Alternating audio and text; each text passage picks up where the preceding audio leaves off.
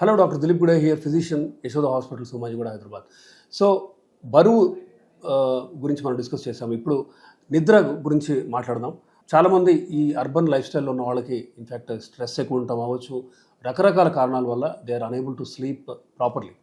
So నిద్రకి మనం ఎందుకు అంటే చాలామంది అంత ఇంపార్టెన్స్ కూడా ఇవ్వరు.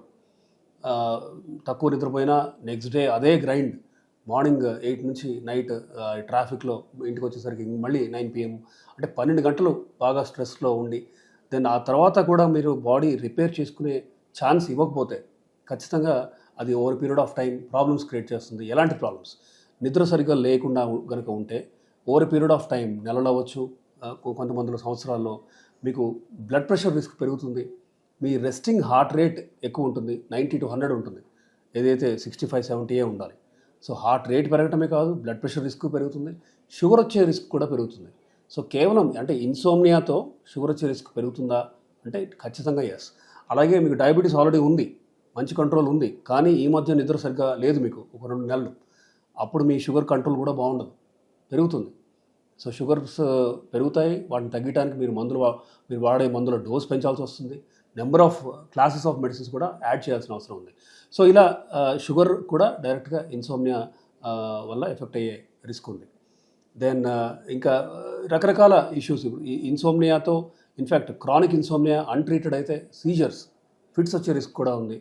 దెన్ మరి ఏం చేయొచ్చు? నిద్ర సరిగ్గా పట్టాలంటే ఏం చేయాలి? నాన్ ఫార్మకలాజికల్ అంటే అఫ్కోర్స్ మందులు ఉన్నాయి, బట్ మందులు should be the last option నిద్ర పట్టడానికి. ఎందుకంటే వాటికి యూజువల్గా హ్యాబిట్ ఫార్మింగ్ పొటెన్సీ ఉంటుంది, నేచర్ ఉంటుంది, ప్రాపర్టీ ఉంటుంది. సో అంటే ఒకసారి వాడి 2-3 నెలల తర్వాత మీరు దాన్ని తగ్గించుకుంటూ వెళ్ళాలి. అలాగే కనుక 6 months 6 years అలా వాడారనుకోండి, అప్పుడు మీరు సడన్గా కనుక ఆపితే ప్రాబ్లమ్స్ వస్తాయి. అంటే నిద్ర ట్యాబ్లెట్ వేసుకుంటే తప్ప నిద్ర రాదు. సో ఆ స్టేట్కి మనం వెళ్ళకూడదు. సో ఇన్సోమ్నియాకి మందులు కాకుండా ఇంకేం చేయొచ్చు? బేసిక్గా మీ సపోజ్ 10:30-11 పడుకుంటున్నారు అన్నప్పుడు 8-8:30 నుంచి మీరు వైండ్ డౌన్ చేయాలి. మీ పనులన్నీ అవగొట్టి కామ్ అయ్యే ఒక అట్మాస్ఫియర్ ఇంట్లో క్రియేట్ చేసుకోవాలి. దెన్ కొంచెం లైటింగ్ కూడా ఎంత తక్కువ ఉంటే అంత మంచిది. అంటే బాడీకి అర్థం అవ్వాలి ఇది నైట్ నిద్రపోయే టైం అనేసి, రైట్? సో మనం ఏంటంటే ఈ ఇళ్లలో ఉన్న ఈ LED లైట్స్ అవ్వచ్చు, బాగా బ్రైట్ లైట్స్ వల్ల brain is getting confused. Pineal gland నుంచి సెక్రెట్ అయ్యే మెలటోనిన్ మన బాడీకి చెప్తుంది ఇది నైట్ నిద్రపోవాలి, లేదు ఇది పగలు మీరు యాక్టివ్గా ఉండాలి. So if you're confusing it by having so much light in the day, అంటే ఇన్ ద నైట్ టైం, ఖచ్చితంగా బాడీకి అర్థం కాదు. అందుకే మీకు నిద్ర పట్టడానికి టైము పడుతుంది. You will struggle to go to sleep. So నిద్ర ఒకసారి మీరు పడుకున్న తర్వాత నిద్రలోకి చేరడానికి టైం, దాని స్లీప్ లేటెన్సీ అంటాం. సో అదొక ప్రాబ్లం. కొంతమందికి చాలా ఎక్కువ లేటెన్సీ, అంటే గంట సేపటికి కానీ నిద్ర రాదు. కొంతమందికి నిద్ర పట్టచ్చు కానీ మెలకు వస్తుంది మధ్యలో. సో అది కూడా ప్రాబ్లమే. సో దానికి ఈ రెండింటిని మనం ట్యాకిల్ చేయాలంటే ముందు డే టైంలో ఎక్సర్సైజ్ చేయాలి. అలిసిపోయేంతగా, చెమట వచ్చేంతగా, ఆయాసం వచ్చేంతగా మీరు ఎక్సర్సైజ్ చేస్తే మీకు న్యాచురల్ స్లీప్ యూజువల్గా ఆటోమేటిక్గా వచ్చేస్తుంది. దెన్ మీరు తినే ఫ్రూట్స్ కూడా మిల్క్, బనానా నైట్ టైం మీరు కనుక తీసుకోగలిగితే ఖచ్చితంగా it will help. LED or light emitting devices ఏమైనా ఉంటే, అది ఫోన్ అవ్వచ్చు, ల్యాప్టాప్ అవ్వచ్చు, టీవీ కానీ, ఇవన్నీ కూడా వీటిని మీరు కనీసం నిద్రపోయే గంటన్నర ముందు ఆపేస్తే మంచిది. అండ్ సపోజ్ మీరు ట్రై చేస్తున్నారు, you are in the bed, మీకు నిద్ర రావట్లేదు, 20 నిమిషాలు 30 నిమిషాల వరకు చూడండి. నిద్ర పట్టినప్పుడు you should get up and go to another room. Okay, కొంచెం తక్కువ వెళ్తున్న రూమ్లోకి వెళ్ళి ఒక బుక్ చదవటము, బుక్ కానీ నవల్ కానీ, it is not Kindle and again మళ్ళీ మీరు ట్యాబ్స్లో కానీ ఫోన్లో ఉన్న ఆ బుక్స్ కాదు, యాక్చువల్ బుక్ తీసుకొని మీరు చదువుతూ ఉండండి. దాంతో మీకు ఇంకొక 20 minutes 30 minutes వరకు అట్లా ఒక అలసట రావాలి.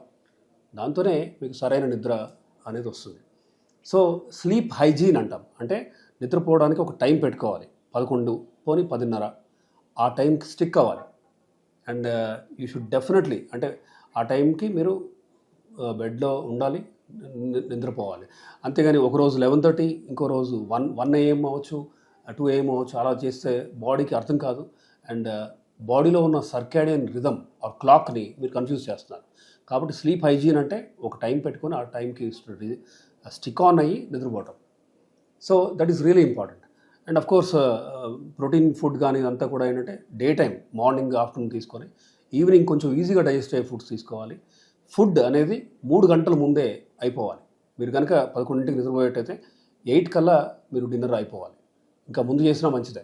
అంటే నిద్రపోయే టైంకి బాడీ మీ స్టమక్లో ఫుడ్ ఉండకూడదు ఆర్ డైజెస్ట్ అయిపోవాలి. అది కూడా ఇంపార్టెంట్. ఎందుకంటే మీరు బాగా తిని వెంటనే నిద్రపోతే కూడా బ్లడ్ సప్లై అంతా ఈ అరుగుదలకి ఇంటెస్టైన్స్ వైపు బ్లడ్ సప్లై వెళ్తుంది. దెన్ దానివల్ల కూడా మీకు నిద్ర సరిగ్గా పట్టకపోవచ్చు. అండ్ దెన్ హెవీ మీల్ అసలు తీసుకోకూడదు.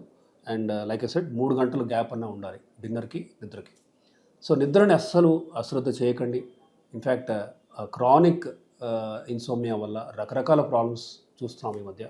అది sugar, BP, then heart rate పెరిగి రిథమ్ డిస్టర్బెన్సెస్ రావటం అవ్వచ్చు, రేర్గా ఫిట్స్ రావటం లాంటివి కూడా చూస్తున్నాము. And over period of time metabolic syndrome risk పెరుగుతుంది, హార్ట్ డిసీజ్ రిస్క్ కూడా పెరుగుతుందని, అంటే హార్ట్ అటాక్ రిస్క్ కూడా పెరుగుతుందని కూడా ప్రూఫ్ ఉంది. So it is really important. అంటే మీరు హెల్తీ హ్యాబిట్స్, మెడిటేషన్ చేసుకోండి. ఒక సింపుల్ 4-7-8 ఈ టెక్నిక్ ఫాలో అవ్వండి. 4 లెక్క పెడుతూ గాలి తీసుకుంటూ, 7 లెక్క పెడుతూ హోల్డ్ చేసుకుంటూ, 8 లెక్క పెడుతూ గాలి బయటికి వదులుతూ ఎక్సేల్ చేయాలి. ఈ 4-7-8 టెక్నిక్ వినటానికి సింపుల్గా ఉండొచ్చు, మన ప్రాణాయామం లాంటిదే అది. బట్ అది చేస్తే ఖచ్చితంగా you will get good healthy sleep. Of course ఇవన్నీ చేసిన తర్వాత కూడా 2 నెలలకి మీకు సరైన నిద్ర రానప్పుడు మీరు you will need sleep AIDS, అంటే మందులు అవసరం పడవచ్చు మీకు. లో డోస్తో అలవాటు అవ్వని మందు మీరు మీ డాక్టర్ మీకు ప్రిస్క్రైబ్ చేస్తారు. కానీ మేక్ ష్యూర్ 2-3 నెలల తర్వాత ఆ డోస్ తగ్గించే విధంగా చూసుకోవాలి. అది హ్యాబిట్ ఫార్మింగ్ అవ్వకూడదు. ఎందుకంటే ఒక్కసారి అలవాటుగా మారిందంటే మళ్ళీ దాని నుంచి మీరు ఆ మందు ఆపటం అనేది కష్టం అవుతుంది. So that's about sleep. Thank you.